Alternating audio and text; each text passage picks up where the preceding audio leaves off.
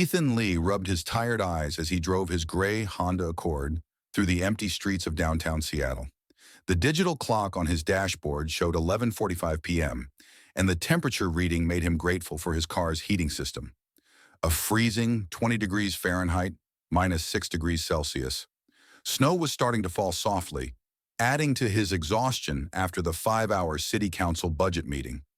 As the finance committee chairman, Ethan had spent the entire evening debating the allocation of funds for various city departments, including the police force.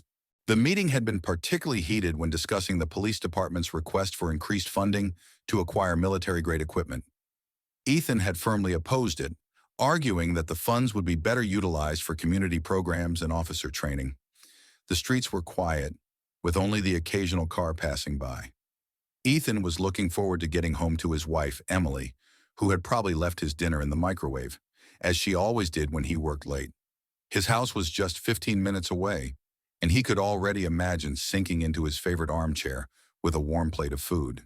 Suddenly, the flash of red and blue lights in his rear-view mirror jolted him out of his thoughts. Ethan checked his speedometer. He was going exactly at the speed limit. Confused but calm, he signaled and pulled over to the side of the road, making sure to stop under a streetlight for visibility. His father, a retired police officer, had taught him all the proper protocols for traffic stops. 2 officers approached his car, one on each side, their flashlights beaming directly into his windows, making it difficult for Ethan to see their faces. The officer on the driver's side knocked sharply on his window with his knuckles, even though Ethan was already rolling it down. "License and registration," the officer demanded without any greeting. His nameplate read Miller.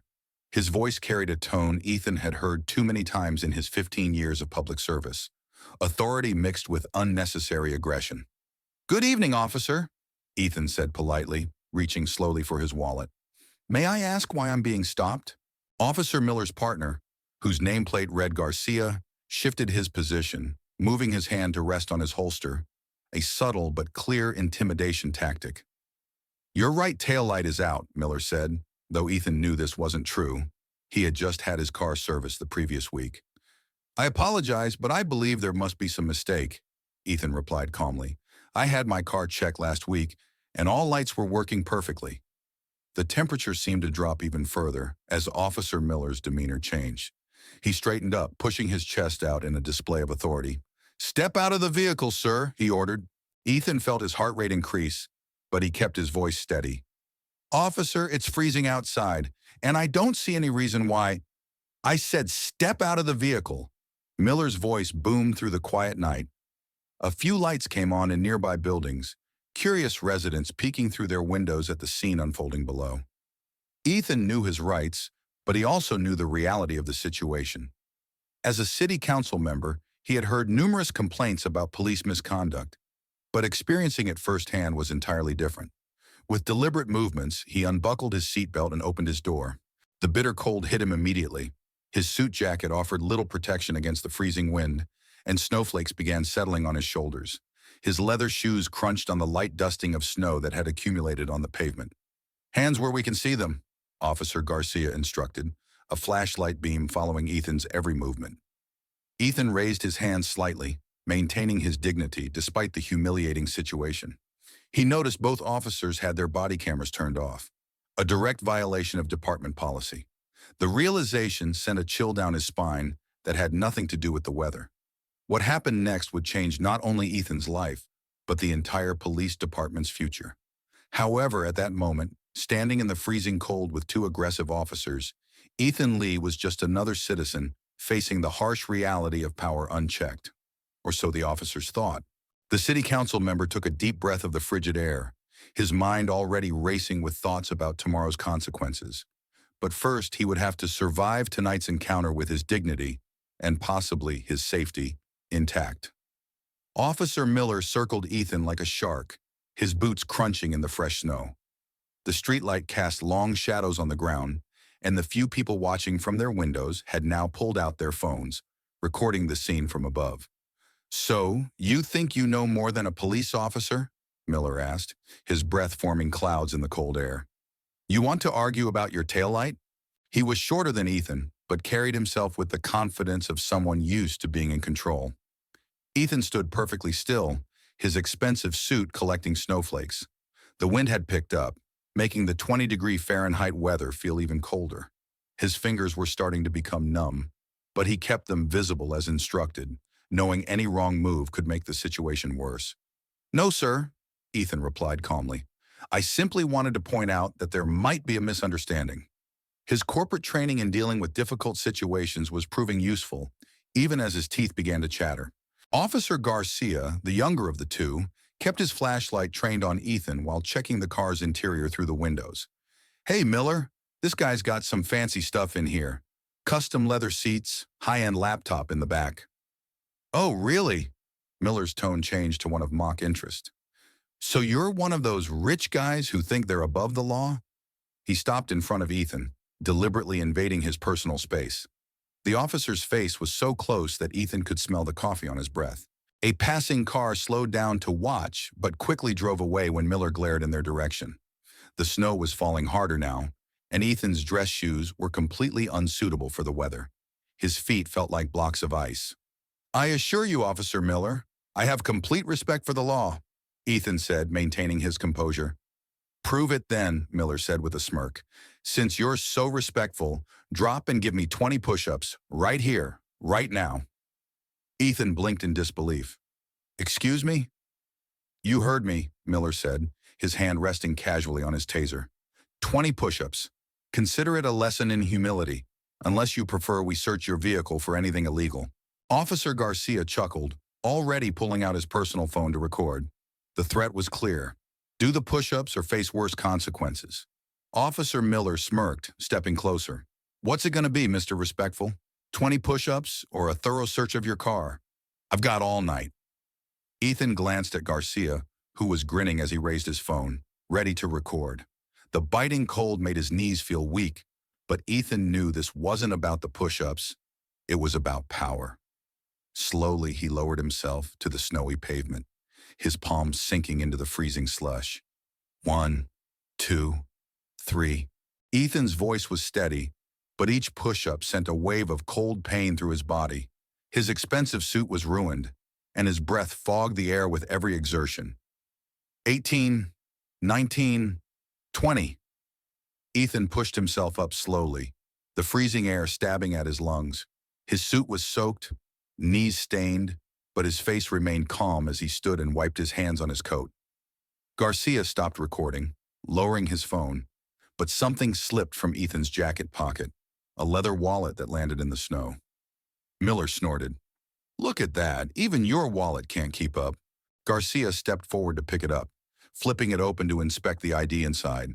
The smile disappeared from his face as his eyes widened. Miller?" he said, his voice now uncertain. "What?" Miller snapped, still smug. Garcia turned the wallet toward him. The gold city council seal gleamed under the streetlight. The ID read, "Ethan Lee, city council member, chairman of police oversight committee." Miller's smirk vanished. His face paled. "Sir, we, didn't realize," Garcia stammered, holding the wallet out toward Ethan. Ethan took it back calmly, brushing snow off the leather. His voice was icy. "A routine traffic stop for a tail light that isn't actually broken, with both of your body cameras conveniently turned off." The officers exchanged panicked glances. Ethan could see beads of sweat forming on Miller's forehead, despite the cold. The officers exchanged nervous glances. Ethan could see residents in the nearby buildings still recording everything on their phones. He had a feeling these videos would be all over social media by morning. "Mr. Lee, sir." Garcia stepped forward nervously. "We can explain everything. Maybe we could talk about this somewhere warmer. There's a coffee shop just around the corner." "No, thank you," Ethan replied, his voice carrying a chill colder than the winter air. "I think we've had enough conversation for tonight." Turning his back to the officers, Ethan walked toward his car, his shoes squishing with each step and leaving dark, wet prints in the snow. He paused before opening the door, turning to look at them one last time. "Officers Miller and Garcia, I suggest you both prepare detailed reports about this incident. Include everything. Why you really pulled me over, why your body cameras were off, and why you thought it appropriate to make a citizen do push-ups in freezing weather during a traffic stop. The officers stood rigid, knowing their careers might be over. Miller opened his mouth to speak again, but Ethan held up his hand. "Submit those reports to my office by 9 a.m. tomorrow," he continued. "And Officer Garcia, I expect the complete undeleted video from your phone to be included. Good night, gentlemen." Ethan got into his car, the warmth of the heater hitting his wet clothes as he drove away. He watched in his rearview mirror as the two officers stood in the falling snow, looking like statues under the streetlight. They had no idea that their small power play would lead to the biggest police reform their city had ever seen. The heater in Ethan's car blasted at full power, but he still couldn't stop shivering. His wet clothes clung uncomfortably to his skin, and his hands trembled slightly as they gripped the steering wheel. The clock on his dashboard now showed 12:30 a.m. As he drove through the quiet streets, memories of the last hour kept playing in his mind like a bad movie. The sound of Officer Miller's mocking laughter, the feel of the frozen pavement against his hands, and the way his tie had dragged through the dirty slush. Each detail was burned into his memory. His phone started buzzing on the passenger seat. It was probably Emily, wondering where he was, but Ethan couldn't bring himself to answer. How could he explain to his wife that her husband, a respected city council member, had been forced to do push-ups in the snow like a recruit at boot camp? At a red light, Ethan caught his reflection in the rearview mirror.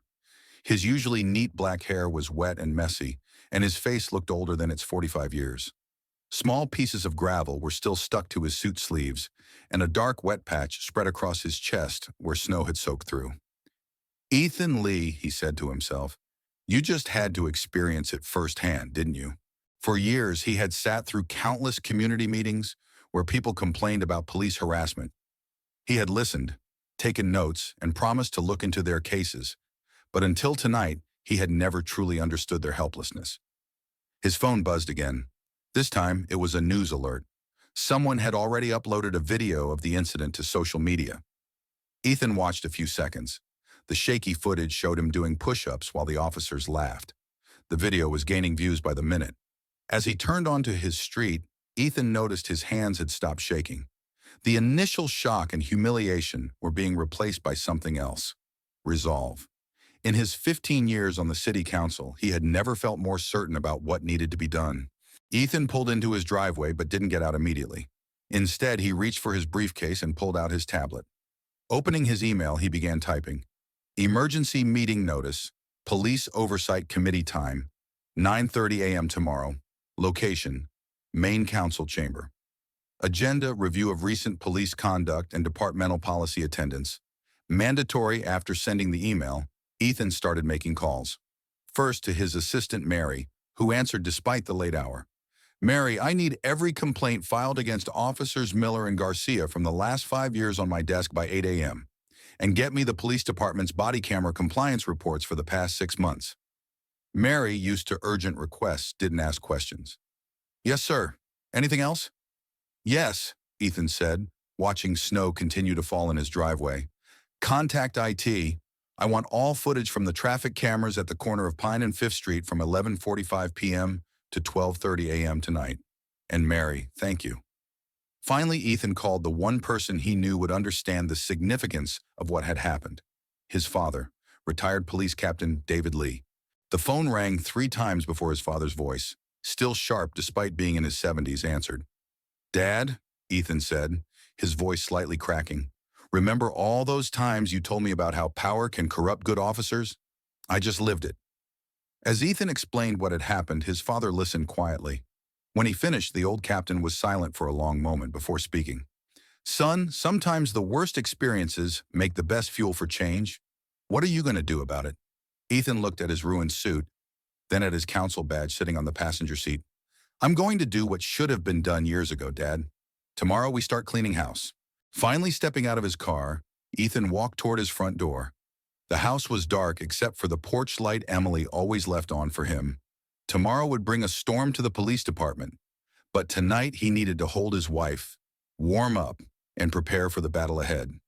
The wet footprints he left on his front porch would dry by morning, but the impact of this night would last much longer than that.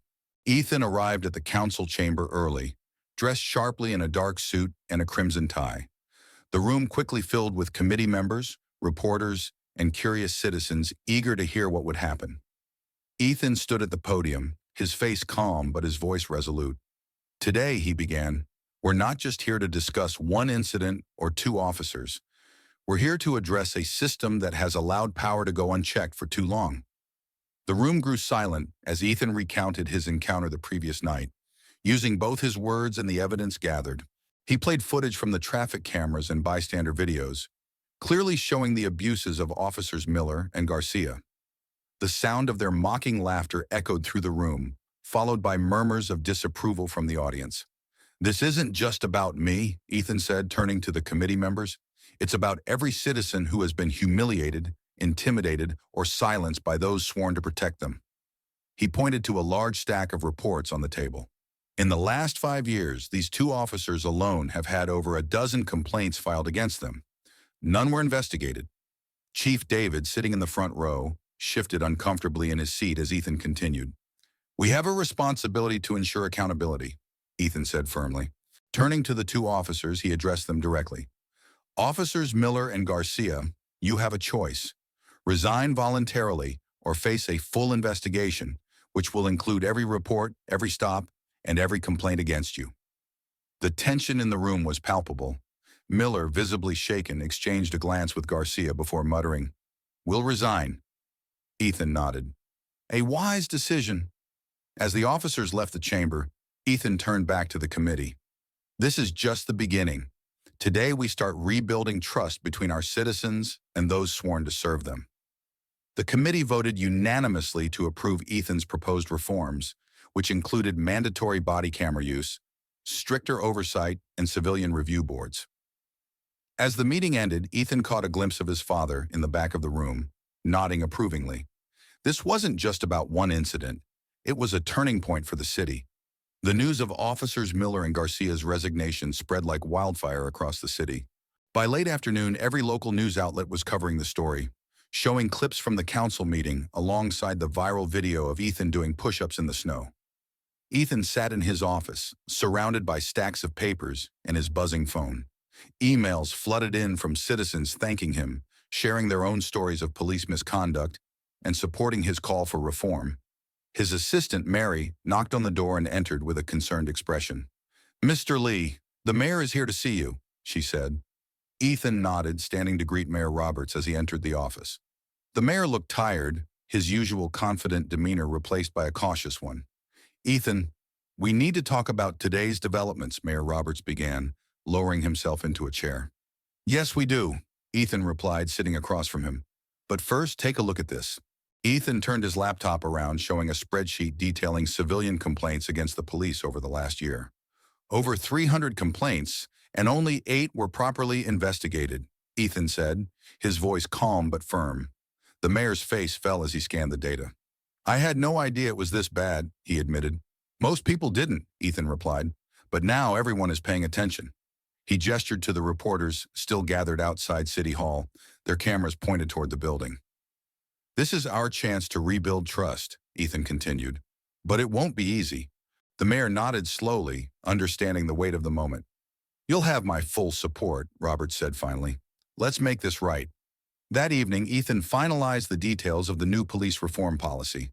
The reforms included mandatory body camera use with real-time monitoring, stricter penalties for misconduct, and the creation of a civilian oversight board. The next day, Ethan stood before the press on the steps of City Hall, holding the reform bill in his hands. This is just the beginning, Ethan announced, his voice strong. We are committed to creating a system that works for everyone, not just a privileged few. The crowd erupted in applause, signaling the start of a new era for the city's police department. The first signs of change became evident within weeks of implementing the new reforms. Police officers underwent mandatory de-escalation training, community engagement programs, and a new ethics curriculum designed by civilian oversight experts. Ethan made it a point to visit the police academy during these sessions. This isn't about punishment, Ethan told a room of young recruits. It's about accountability, respect, and rebuilding trust. In neighborhoods that had once been hostile toward the police, a noticeable shift began to take place. Officers were seen helping children cross streets, attending local events, and partnering with community leaders to address safety concerns. Body camera usage became universal, with real-time monitoring by the Oversight Board ensuring transparency. Complaints against officers dropped by nearly 50% within the first 3 months. However, not everyone embraced the changes. Some veteran officers resisted, claiming the reforms made their jobs harder.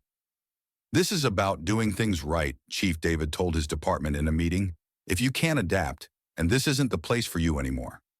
Surprisingly, former officers Miller and Garcia returned to support the reform efforts, volunteering to share their experience as an example of what not to do.